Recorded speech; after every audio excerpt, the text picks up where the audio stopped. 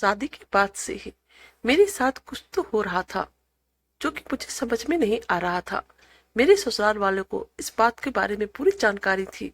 मेरे जेठ जी, मेरे पति, सभी लोग आपस में कुछ न कुछ मेरे बारे में बातें करते ही रहते थे। मैंने बहुत पूछने की कोशिश की, लेकिन कोई मुझे कुछ बता ही नहीं रहा था। और फिर आखिर एक दिन मेरे सामने वह सच्चाई आई, इसके बारे में मैंने कभी सोचा भी नहीं था। मेरा नाम पल्लवी है। हम 3 बहनें और 2 भाई थे। मैं सब भाई बहनों से छोटी थी। मेरे सारे भाई बहनों की शादी हो चुकी थी। मेरा एक बहन का तलाक हो चुका था, क्योंकि उसके पति उसे बहुत ही ज्यादा मारते पीटते थे। इसी कारण से मेरी बहन अपने पति से अलग होकर अब हम लोगों के साथ मायके में ही रहने लगी थी। मम्मी पापा को अब सिर्फ मेरी ही शादी का टेंशन लगी रहती थी। मेरे मम्मी पापा मेरी शादी के साथ साथ मेरी बहन की शादी के लिए भी रिश्ता देख रहे थे, लेकिन मेरी बहन का तलाकशुदा होने के कारण कोई भी रिश्ता नहीं आ रहा था। मेरी बहन मुझसे मात्र 1 साल ही बड़ी थी। अब मेरी उम्र भी 27 साल हो चुकी थी, लेकिन अभी तक मेरे लिए कोई रिश्ता नहीं आया था।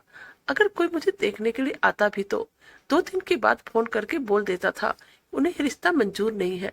न जाने कितने लड़कों ने मुझे देखा था, और अब तो मैं इन सब चीजों से परेशान हो चुकी थी। मैं बहुत खूबसूरत भी बहुत थी और मेरे अंदर कोई कमी भी नहीं थी, लेकिन पता नहीं क्यों मेरा रिश्ता नहीं हो पा रहा था। अब तो मेरे मम्मी पापा मुझे लेकर बहुत ही ज्यादा परेशान रहने लगे थे, और वह जल्द से जल्द मेरी शादी कराना चाहते थे, जबकि मेरे सारे बड़े भाई बहनों की शादी जल्द से जल्द हो गई थी और सभी के ससुराल अच्छे और अमीर परिवार के थे। न जाने मेरे साथ ही ऐसी क्या दिक्कत थी कि कोई भी मुझसे अपने बेटे का रिश्ता कराने के लिए तैयार नहीं था। एक बार तो मेरी मम्मी की दोस्त अपने बेटे का रिश्ता लेकर हमारे घर पर आई थी। उन्होंने मुझे शादी में देखा था, तब भी देखते ही मुझे पसंद कर लिया था। मेरी मम्मी को उम्मीद थी वह जरूर मुझे अपने घर की बहू बनाएगी, पर जब वह हमारे घर आई और उन्होंने मुझे देखा, उन्होंने इस रिश्ते के लिए हाँ कर दिया। अब तो यह बात पूरे मोहल्ले में फैल चुकी थी कि अब मेरी जल्द से जल्द शादी हो जाएगी। मेरे मम्मी पापा बहुत ही खुश थे, लेकिन 2 दिन ही गुजरे थे कि मेरी मम्मी के दोस्त का फोन आया और उन्होंने कहा, हमें माफ करना, हम तुम्हारी बेटी को अपने घर की बहू नहीं बना सकते हैं। यह कहकर उन्होंने रिश्ता खत्म कर दिया। अब तो मेरी फ्रेंड्स भी मुझसे सवाल करती थी कि तुम्हारी शादी ना होने की क्या वजह है। ये सब कुछ तो मुझे भी नहीं पता था। मैं अपने भाई बहन, अपने मम्मी पापा से इस बारे में सवाल करती तो वो मुझे कुछ भी नहीं बताते थे। अब मुझे बुरा लगता था, कोई मुझसे रिश्ता नहीं करना चाहता है। मेरी तरह ही मेरी उस बहन का भी दुख था, जो बेचारी शादी होने के बाद भी दोबारा तलाक लेकर मायके आ गई थी। मेरा खूबसूरत होने का भी कोई फायदा नहीं था, क्योंकि कोई मुझे अपने घर की बहू भी नहीं बनाना चाहता था। तो फिर ऐसी भी खूबसूरती का क्या काम। मेरे माता पिता ने मोहल्ला भी बदल कर देख लिया था, फिर भी मेरे साथ यही सब कुछ लगा हुआ था। मेरी उम्र निकलती जा रही थी। वह तो अच्छा था कि मैं खूबसूरत थी, इस वजह से ज्यादा मेरी उम्र के बारे में पता नहीं चलता था। मेरी माँ भगवान से बहुत प्रार्थना करती थी कि उनकी एक ही तो बेटी रह गई है, अब उसकी भी शादी हो जाए और अपने ससुराल में सुखी रहे। मैं अपने माता पिता को अपनी तरफ से बहुत परेशान देखती थी। एक दिन अचानक एक चमत्कार हो गया और मेरे लिए एक अच्छा सा रिश्ता आ गया। उन लोगों ने मुझे देखते ही फाइनल कर लिया था, और लगभग 1 महीने के बाद मेरी जल्दी जल्दी शादी हो गई, क्योंकि मेरे पेरेंट्स इस रिश्ते को हाथ से नहीं जाने दे सकते थे। मेरी शादी नाइयों के घर में हुई थी। अब मेरी तलाकशुदा वाली बहन भी शादी में से रह गई थी, और अब मेरे घर वाले उनके लिए भी अच्छा रिश्ता तलाश कर रहे थे, लेकिन अभी तक उसके लिए कोई भी सही रिश्ता नहीं मिल सका था। मेरा ससुराल में मेरी सास, जेठ और मेरे पति रहते थे, बाकी घर में कोई नहीं था। घर बहुत अच्छा बना हुआ था। मेरे जेठ जी ने अभी तक शादी नहीं की थी, और वो भी नाई थे और लोगों के बाल काटते थे। दोनों भाई एक ही दुकान पे लगे रहते थे। जेठ जी हमेशा यही कहते थे, पहले मैं अपने छोटे भाई की शादी करना चाहता था और उसके बाद मैं अपनी शादी कर लूंगा। शायद किस्मत में मेरे पति की शादी ही पहले लिखी हुई थी, इसलिए पहले मेरे पति की शादी हो गई। मेरे पति देखने में बहुत ही अच्छे थे, और जब उन्होंने मुझसे शादी की रात देखा तो मुझे देखते ही कंफ्यूज हो गए, और अब उन्हें अपनी आंखों पर ही उन्हें विश्वास नहीं हो रहा था कि उनको इतनी खूबसूरत पत्नी भी मिल सकती है। मेरे पति के हाथ पैर घबराहट की वजह से फूल गए थे। मुझे लगा कि इतना नर्वस होना तो नॉर्मल सी बात है, पर मेरा पति तो बेहोश ही हो गया था। सारे रिश्तेदार के कमरे में अंदर आना पड़ गया था। हम दोनों का अच्छा खासा मजाक बन गया था, क्योंकि सारे मेहमान बहुत ही हंस रहे थे, पर मेरे जेठ काफी परेशान लग रहे थे। थोड़ी देर बाद मेरे पति की हालत तो ठीक हो गई थी, परंतु वह ऐसे रिएक्ट कर रहे थे जैसे कोई बात ही नहीं हुई थी। अगले दिन सारे मेहमान जा चुके थे और अब मेरी शादीशुदा जिंदगी की शुरुआत हो गई थी। मेरे पति की और मेरे जेठ की दुकान बहुत ही अच्छी चलती थी। उनके पास काफी सारे कस्टमर आते थे, इसलिए वह दोनों भाई मिलकर दुकान संभाल रहे थे। मैं सारा दिन घर में अकेले रहकर बोर हो जाती थी। मेरी सास मुझसे ज्यादा बातचीत नहीं करती थी। वो बहुत ज्यादा संस्कारी औरत थी और हमेशा अपने कमरे में रहकर पूजा पाठ करती रहती थी। मैं घर का सारा काम करती थी और अपनी सास का खाना और उनकी दवाइयों में उनके कमरे में ही जाकर दे देती थी। ज्यादा बड़ी फैमिली भी नहीं थी, इसलिए मैं जल्दी जल्दी सारा काम करके फ्री हो जाती थी।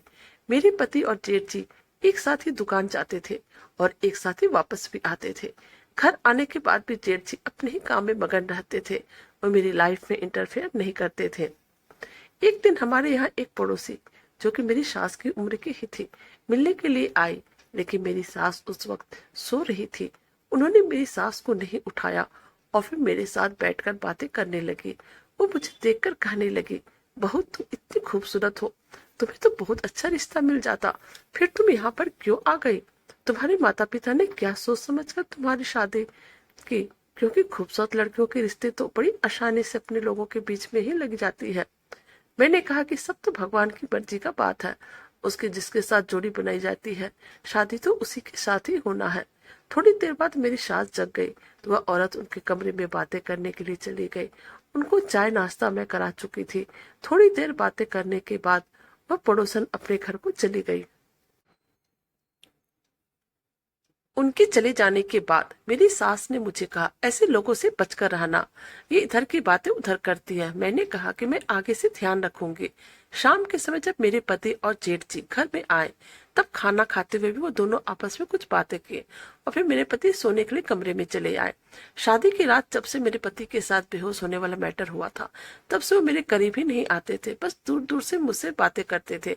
उन्हें डर था कहीं वो फिर से बेहोश ना हो जाए। मैंने उस दिन के बाद इस टॉपिक पर कोई बात नहीं की थी, परंतु इस घर में मेरे लिए टाइम गुजारना बहुत ही मुश्किल हो रहा था। मुझे नई शादी वाली कोई फीलिंग ही नहीं आ रही थी। ना पति प्यार मोहब्बत से बातें कर रहे थे और ना ही मेरे साथ ज्यादा बातचीत करते थे। अभी तक मेरे पति मुझे कहीं घुमाने के लिए भी नहीं ले गए थे। मेरे पास करने के लिए ज्यादा काम नहीं था और मेरे अंदर कोई हुनर भी नहीं था जिससे कि मैं अपना ध्यान बटाती। मैं न ज्यादा पढ़ी लिखी थी और न ही मुझे सिलाई आती थी।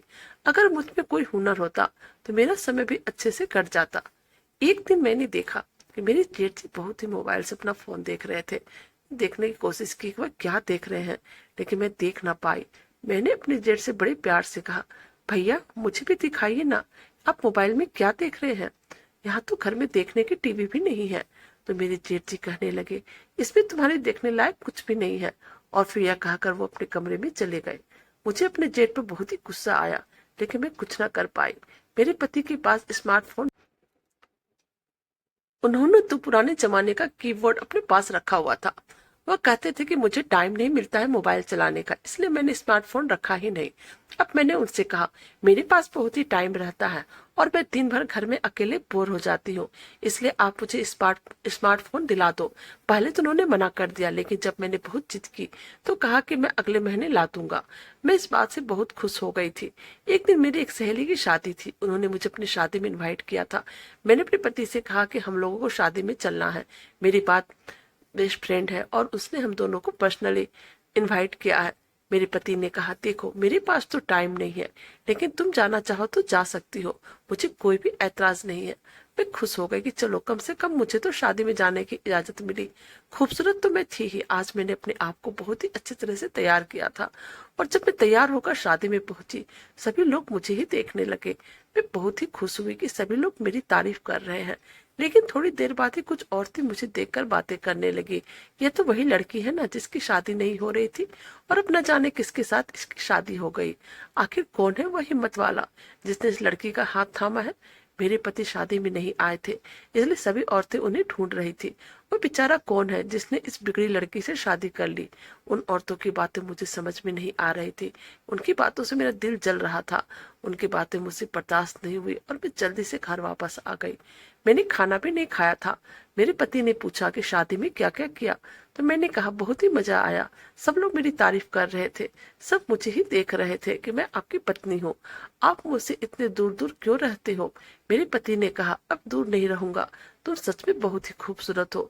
आज पहली बार मेरे पति ने मेरी तारीफ की थी तो मुझे बहुत ही अच्छा लगा था। अब मेरी जिंदगी के दिन अच्छे से बीत रहे थे।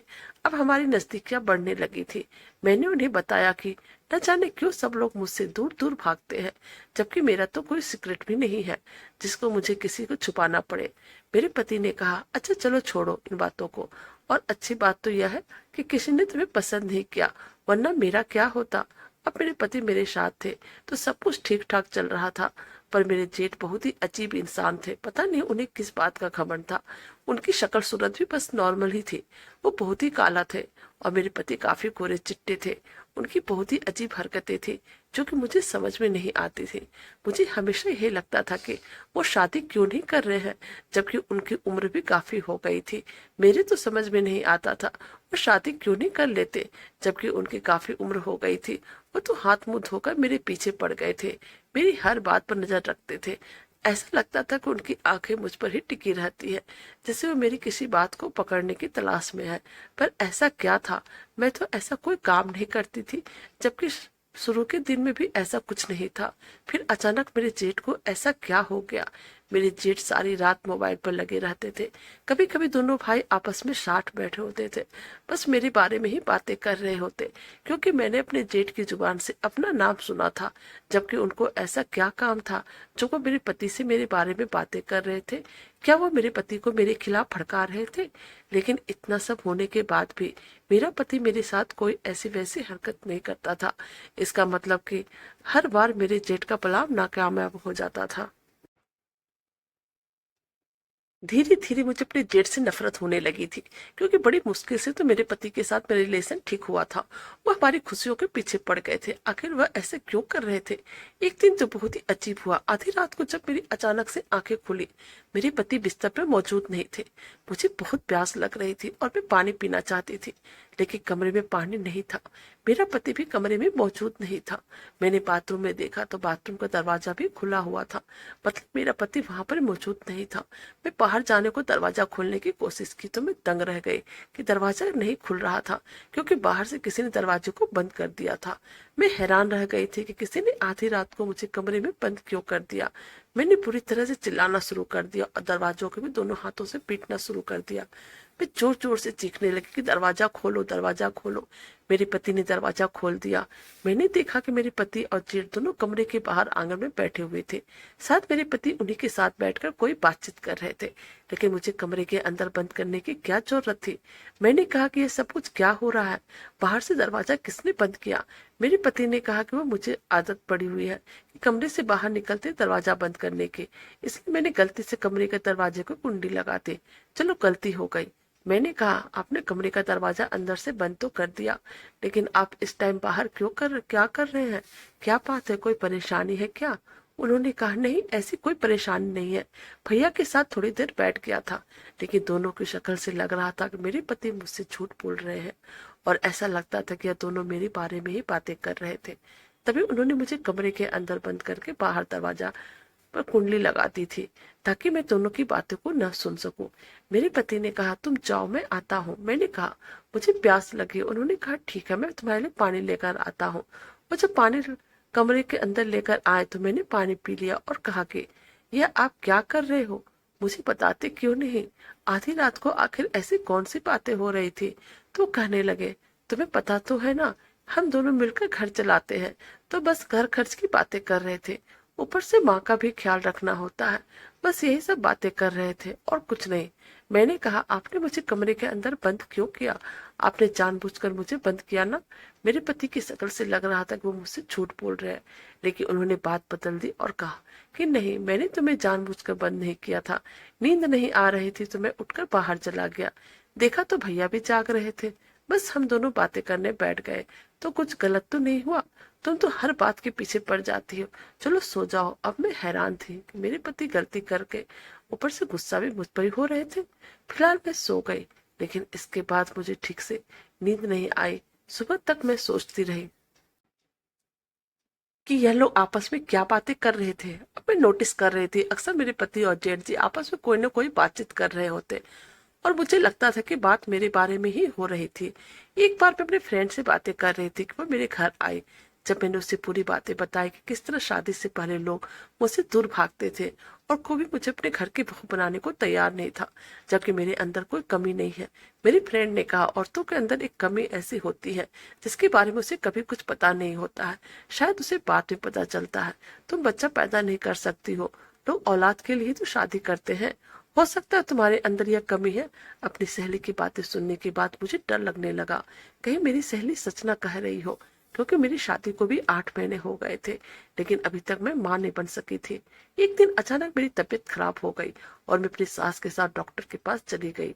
उन्होंने मेरे कुछ टेस्ट किए और फिर रिपोर्ट आने के बाद उन्होंने बताया कि मैं प्रेग्नेंट हूँ और माँ बनने वाली हूँ। यह सुनकर मेरी सास बहुत खुश हो गई, क्योंकि अब मेरी मां न बनने का डर भी खत्म हो चुका था। मतलब यह था कि एक औरत की हैसियत से अब मेरे अंदर कोई कमी नहीं थी। फिर लोग मुझसे दूर क्यों भागते, यह बात मुझे आज तक समझ में नहीं आई थी। मेरे ससुराल वाले मेरा बहुत ही ख्याल रखते थे। सभी लोग मुझे सिर्फ आराम करने के लिए कहते थे। सासू माँ ने तो पूरा किचन ही संभाल लिया था। इतने सालों के बाद इस घर में बच्चों की किलकारी गूंजने वाली थी। मैं अपने ससुराल वालों को इतनी मोहब्बत देखकर बहुत ज्यादा खुश हो गई। समय यूं ही बीतने लगा। एक दिन जब मैं जेठ जी को सुबह का नाश्ता बनाकर दे रही थी, तो उन्होंने मुझे कहा कि मैं तुमसे परेशान हो गया हूँ। तुम ऐसा मत क्या करो। अब तो तुम माँ बनने वाली हो, अब तुम्हें तो सारी बातें समझनी चाहिए। मैंने कहा, भैया यह आप मुझसे किस तरह की बातें कर रहे हैं और मुझे क्या समझना चाहिए? लेकिन मेरी बातें सुनने के बाद उन्होंने कोई जवाब नहीं दिया और वहां से उठकर चले गए। मुझे समझ में नहीं आ रहा था वो आखिर किस बारे में बातें कर रहे थे। अब तो ऐसा कुछ मत करो, मैं तंग आ गया हूँ। मैं ऐसा क्या कर रही थी जिससे कि नुकसान मेरे जेठ जी को हो रहा था, जिससे वह तंग आ गए थे? मैंने यह बात अपने पति को बताई कि आखिर भैया के इस बात का क्या मतलब है, वो मुझसे ऐसी बातें क्यों कह गए। लेकिन मेरे पति ने मुझे कुछ नहीं बताया और कहा, तुम परेशान मत हो और अपनी सेहत का ध्यान रखो बस। और फिर यह कहकर मेरे पति बाहर चले गए। मैं क्या करती हूँ मुझे कुछ समझ में नहीं आ रहा था। फिलहाल मैंने इस बातों पर कोई एक्शन नहीं लिया और मेरे पति ने एक बात मुझसे कही थी, मैं भैया से खुद बात कर लूंगा। एक दिन मैं अपने जेठ के कमरे की सफाई कर रही थी, तभी अचानक मुझे उनके कमरे के पास एक पर्चा पड़ा हुआ मिला। मैंने उसे खोलकर देखा तो मैं हैरान रह गई थी। इस पर किसी का नंबर लिखा हुआ था। मैंने उसे संभाल कर टेबल पर रख दिया था, लेकिन फिर मैंने दोबारा से पर्चा उठाया और खोलकर देखा तो यह नंबर मुझे जाना पहचाना लगा। अब फाइनली मैं इस नंबर की पहचान भी गई। यह तो मेरी बड़ी बहन सोमिया का नंबर था। सोमिया जो तलाक लेकर अपने पति से झगड़ा करके घर पर आ गई थी। लेकिन मेरी बहन का नंबर मेरे जेठ के पास क्या कर रहा था? मैं परेशान हो गई थी और सोचने लगी थी। मुझे बहुत गुस्सा भी आ रहा था। इन दोनों का आपस में क्या कॉन्टेक्ट है? मैंने तुरंत अपने पति के मोबाइल से अपनी बहन को कॉल किया और कहा कि मेरे जेठ के कमरे में तुम्हारा नंबर मिला। मैं समझ गई थी कि मेरी तलाकशुदा बहन का प्यार मेरे जेठ के साथ चल रहा है। तभी तो उसके कमरे से मुझे मेरी बहन का नंबर मिला, इसलिए मैंने अपनी बहन को फोन किया। और फिर जब मैंने अपनी बहन के नंबर पर फोन किया तो मेरी मम्मी ने कॉल रिसीव की थी। मैंने मम्मी से कहा कि सोमिया का नंबर मेरे जेठ के कमरे से मिला है। अब मैं इस बारे में घर आकर सोमिया से बातें करूंगी। लेकिन मेरी मम्मी ने मुझे कहा, तुम्हें घर आने की कोई जरूरत नहीं है और इस बात का तमाशा मत बनाओ। मैंने कहा कि तो फिर सोमिया को क्या काम है मेरे जेठ के साथ, वो मेरे जेठ से बातें क्यों करती है? मम्मी ने कहा, खामोश हो जाओ और अपने काम से काम रखो। और फिर मम्मी ने कॉल काट दिए। अब मैं समझ गई थी कि इन दोनों का कोई ना कोई तो चक्कर चल रहा है।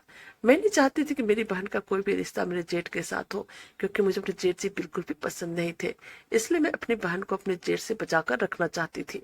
मैंने अगले दिन अपनी सास और पति को बैठाकर सारी बातें बताई। मैंने उस समय अपने चेहरे पर कोई भी गुस्सा नहीं लाया था, बल्कि बहुत ही प्यार तसल्ली से बातें की थी। मैं नहीं चाहती थी कि मेरी सास को अपने बेटे के बारे में सुनकर बुरा लगे। मौके पर ही मेरे जेठ भी आ गए, तो मैंने उनसे सवाल किया, यह सब कुछ क्या हो रहा है? फिर मेरे जेठ ने कहा कि पल्लवी, मैं तुम्हारी तलाकशुदा बहन के साथ शादी करना चाहता हूँ और मैं उन्हें पसंद करने लगा हूँ। हाँ, यह मैंने गलत किया, क्योंकि मुझे इस बारे में तुम्हें पहले बता देना चाहिए था। मैंने उसे तुम्हारी शादी में ही पसंद किया था। उसी वक्त मुझे पता चला था कि उसकी तलाक हो गई है और उसका पति उसे बहुत ही मारता था। तुम्हारी बहन बहुत ही मासूम है, मुझे उसकी मासूमियत अच्छी लगी थी, इसलिए मैंने फैसला किया कि मैं इससे शादी करूंगा और इस अपने घर में जगह दूंगा। हम दोनों के आपस में बातचीत होने लगी थी, लेकिन फिर तुम्हारी शादी के कुछ दिनों बाद ही सोम्या ने एक ऐसी बात तुम्हारे बारे में बताई जिसे सुनकर मैं हैरान रह गया था। मैंने बड़ी हैरानी से जेठ जी की तरफ देखते हुए कहा कि कौन सी बात? मेरी ऐसी कोई बात नहीं है जिससे कि आपको हैरान होना पड़े। मैंने अपने पति और सास की तरफ देखकर कहा, मैं वो लड़कियों में से नहीं हूँ जिनका कोई मैटर हो। मेरा कोई बॉयफ्रेंड भी नहीं था। मेरा तो कभी किसी लड़के के साथ फ्रेंडशिप भी नहीं हुई थी। तो फिर बताइए कि मेरी बहन ने आपको क्या बताया जिसकी वजह से आप हैरान हो गए? मेरी बहन ने जो भी आपको बताया होगा वो झूठ ही होगा, क्योंकि मैं उससे कई ज्यादा खूबसूरत हूँ। वो मुझसे पूरे 1 साल बड़ी है और मुझसे शादी से पहले बहुत ही झगड़ा करती थी, इसलिए उसने मुझसे बदला लेने के लिए आपको मेरे खिलाफ भड़काया होगा। मेरी बात सुनने के बाद जेठ जी ने मुझे कहा, उसने जो भी तुम्हारे बारे में बताया था वो बिल्कुल सच है, क्योंकि मैं इस बारे में तुम्हारे मम्मी पापा से बातें की थी। उन्होंने कहा कि यह बात बिल्कुल सही है, लेकिन तुम्हारे मम्मी पापा ने तुम्हारी यह बात शादी के पहले ही हम लोगों से छुपाई थी, क्योंकि इसी बात के कारण तुम्हारा कहीं पर भी शादी नहीं हो रही थी। सभी लोग तुम्हें पसंद करके जाते तो थे, लेकिन जब तुम्हारे बारे में सच्चाई पता चलती थी तो वो लोग रिश्ता तोड़ लेते थे। शादी के बाद ही मुझे तुम्हारी बहन की वजह से यह सब कुछ पता चला और इस सबको लेकर हम दोनों भाई आपस में हमेशा बातें किया करते थे। हम लोगों को तुम्हारे बहुत ही ज्यादा ख्याल रखना होगा। मैंने कहा, क्यों? मेरा क्यों ख्याल रखना होगा? मैं ऐसा क्या करती हूँ? क्या मैं बिना बताए घर से बाहर चली जाती हूँ? मैं तो यही समझ रही थी कि ये लोग मुझे कैरेक्टरलेस कह रहे हैं। फिर मेरे जेठ ने कहा कि तुम्हारा ख्याल रखने का मतलब है कि तुम्हें बंद करके रखना होगा। फिर उन्होंने मुझे असल बात बताई।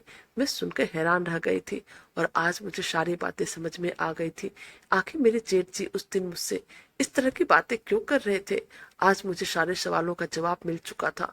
असल में बात यह थी कि मुझे नींद में चलने की बीमारी थी और मैं रात में जब भी सोती थी तब नींद में चलकर मैं अक्सर किसी दूसरे इंसान के कमरे में चली जाती थी और नहीं तो कभी कभी घर के बाहर भी निकल जाती थी। और यह बात मेरे सारे मोहल्ले वालों को पता था। मुझे इस बारे में कभी किसी ने कुछ नहीं बताया था, क्योंकि मेरे माता पिता नहीं चाहते थे कि इस बारे में जानकर मैं अपना दिल छोटा कर और अपने इस बीमारी के बारे में जानकर कहीं मैं डिप्रेशन का शिकार न बन जाऊं। इसलिए मुझे ये बात किसी ने नहीं बताई थी। फिर जब शादी के बाद मेरी बहन और जेठ आपस में फोन पर बातें होने लगी तो उसने बातों ही बातों मेरे जेठ को मेरे बारे में यह बात बता दी थी। मेरे जेठ जी मेरी बहन को पसंद करते थे और मेरी बहन भी उन्हें पसंद करती थी। वे दोनों आपस में शादी करने के लिए तैयार थे। फिर इस बारे में मेरे जेठ जी ने मेरे मम्मी पापा से बात की तो मेरे मम्मी पापा भी तैयार हो गए और फिर कुछ दिनों के बाद धूमधाम से मेरे जेठ जी और मेरी बहन की शादी हो जाएगी। मेरे ससुराल वालों को शादी से पहले मेरे बारे में यह बात नहीं बताई गई थी और जिन लोगों को यह बात पता होती थी वो लोग मुझसे शादी ही नहीं करते थे। बड़ी मुश्किल से तो यहाँ पर मेरा रिश्ता लगा था। एक दिन मेरे जेठ जी को जब एहसास हुआ कि मैं नींद में चलकर उनके कमरे में चली जाती हूँ, उन्हें बहुत ही आश्चर्य हुआ और फिर उन्होंने यह बात मेरे पति को बताई और फिर इस तरह से मेरे पति को भी यह बात पता चल गया और मुझे कभी इस बारे में पता नहीं चला, क्योंकि मेरी नींद बहुत ही पक्की थी। मेरे पति ने मेरे घर वालों से बातें की, उन्होंने कहा यह बात सच है, उनकी बेटी को नींद में चलने की बीमारी है। उनकी बेटी का रिश्ता नहीं लग पा रहा था। जब मैं 16 साल की थी तो नींद में अपने चाचा के बेटे कमरे में जाकर सो गई थी और फिर इस बात से मेरी चाची ने बहुत बड़ा हंगामा किया और मुझे पूरे मोहल्ले में कैरेक्टरलेस कहकर मेरी बेइज्जती कर दी थी। उन्होंने यह भी कहा था कि मैं एक्टिंग करती हूँ, मुझे कोई बीमारी नहीं है, मैं जानबूझकर किसी के साथ सो जाती हूँ क्योंकि मेरा कैरेक्टर ही ऐसा है। और ये सारी बातें मेरे घर वालों ने मुझसे छुपा कर रखी थी। ये सब बातें मेरे पति को पता चल गया था, इसलिए वो दोनों भाई आपस में बातें करते रहते थे मेरे साथ क्या किया जाए, किसी को यह बात पता न चले, इसलिए वो दोनों मेरा ख्याल रखना चाह रहे थे। और अब मैं माँ बनने वाली थी, तब दोनों मेरा और भी ज्यादा ख्याल रखने लगे। तभी मेरे जेठ ने कहा था, अब तुम ऐसी हरकत मत क्या करो, मैं तुमसे तंग आ गया हूँ। इसका मतलब यही था कि मैं नींद में चल करके जेठ जी कमरे में चली जाती थी, लेकिन मुझे बिल्कुल भी यह सब कुछ याद नहीं था कि मैं कब और किस तरह से अपने जेठ के कमरे में जाती हूँ। मेरे पति ने मुझे वीडियो भी दिखाई कि तुम किस तरह से चलकर जाती हो। मैं वीडियो देखकर हैरान रह गई और अब मैंने अपने पति को साथ साथ जेठ से कहा कि मुझे यह बीमारी है, लेकिन इसके बारे में मुझे कुछ भी पता नहीं है। मैंने आप लोगों को जितना भी तंग किया उसके लिए आप मुझे माफ कर दो। मेरी सास और जेठ ने कहा, इसमें तुम्हारी कोई गलती नहीं है। मैंने अपने पति से कहा, क्या इस बीमारी की वजह से कल को कोई मुझे नुकसान पहुंचा जाए और मैं लाचार हो जाऊं तो क्या तुम मुझे अकेला छोड़ दोगे? मेरे पति ने कहा, तुम्हारी गलतफहमी है। मैं तुमसे बहुत ही प्यार करता हूँ। मैं तुम्हें कभी नहीं छोड़ूंगा। मुझे तुम पर पूरा भरोसा है, इसलिए मैं तुम्हारा ख्याल रखता हूँ। ये तुम्हारे अच्छे होने की पहचान है। तुमने इतने अच्छे तरीके से मेरे घर की गृहस्थी को संभाल कर रखा है, और ऐसा ना हो कि किसी दिन नींद से तुम घर से बाहर निकल जाओ, तुम्हारे साथ कोई गलत हो जाए। इसलिए मैं और भैया तुम्हारे लिए परेशान रहते हैं। और तुम्हें पता है कि जब मुझे पता चला कि तुम्हें ये प्रॉब्लम है, थोड़ी देर के लिए तो मैं परेशान हो गया था, लेकिन फिर भैया ने मुझे तसल्ली दिया। उन्होंने कहा कि पल्लवी बीमार है, वह अपनी मर्जी से ऐसा कुछ नहीं करती। उन्होंने मुझे बहुत समझाया और उस दिन के बाद से ही मैंने फैसला कर लिया था कि मैं तुम्हें यह बात पता चलने ही नहीं दूंगा। अगर तुम्हें यह बात पता चली भी तो मैं हमेशा तुम्हारा साथ दूंगा। मैंने अपने जेठ से माफी मांगी और कहा, मुझे माफ कर दीजिए। मैं आपके बारे में बहुत ही बुरा सोचने लगी थी, और मैं सोमिया से भी माफी मांग लूंगी, क्योंकि मैं सोचती थी कहीं उसने आपको मेरे खिलाफ भड़का तो नहीं दिया। लेकिन आप लोगों ने तो मेरा घर बचाया है। मैंने अपने पति से कहा, अब मैं नींद में चलूं तो आप मुझे फौरन जगा देना, ताकि मुझे पता चल जाए, और अगर इसका कोई इलाज है तो मैं इसका इलाज करवाना चाहती हूँ। इसीलिए अगले दिन ही मेरे पति मुझे डॉक्टर के पास लेकर गए। डॉक्टर ने कहा कि आपको यह बीमारी जल्दी ठीक हो जाएगी। अक्सर ऐसा होता है कि नींद में चलने वाले इंसान को अपना कोई फास्ट याद नहीं रहता है, जबकि मेरी यह बीमारी तो काफी सालों पुरानी थी। पर भगवान की कृपा से मेरी यह बीमारी बहुत जल्द खत्म हो गई, क्योंकि मेरे ससुराल वालों ने मेरा बहुत ही ख्याल रखा था। मेरी सास बहुत ही अच्छी औरत थी, और मेरे जेठ ने भी मेरा बहुत ही ख्याल रखा था। अब वक्त था तो सिर्फ मेरे बच्चा पैदा होने के। किसी तरह से 9 महीने पूरे हो गए, और अब मैंने एक नन्ही सी परी को जन्म दिया था, जिसे देखकर मेरे घर वाले बहुत खुश हो गए थे। मेरी सास तो फूले नहीं समा रही थी, क्योंकि भगवान ने उन्हें कोई बेटी नहीं दी थी। और मेरे पति ने कहा था कि इस दौरान मैंने हर रात तुम्हारा बहुत ही ख्याल रखा है, लेकिन भगवान की कृपा से तुम एक रात भी नींद में नहीं चली, और अब धीरे धीरे तुम्हारी यह बीमारी बिल्कुल खत्म हो गई। अब एक एक करके हमारी जिंदगी में खुशियां आनी शुरू हो गई थी। मेरी तलाकशुदा बहन का भी घर बस गया था। मेरे जेठ जी के साथ उनकी शादी बहुत धूमधाम से कर दी गई थी। अब हम दोनों बहनें एक साथ बहुत ही खुशी खुशी रह रहे थे। तो दोस्तों, कैसी लगी आपको हमारी कहानी? प्लीज हमें कमेंट कीजिएगा। हमारे चैनल पर नए हैं, हमारे वीडियो को लाइक, सब्सक्राइब और शेयर कीजिएगा। Thank you.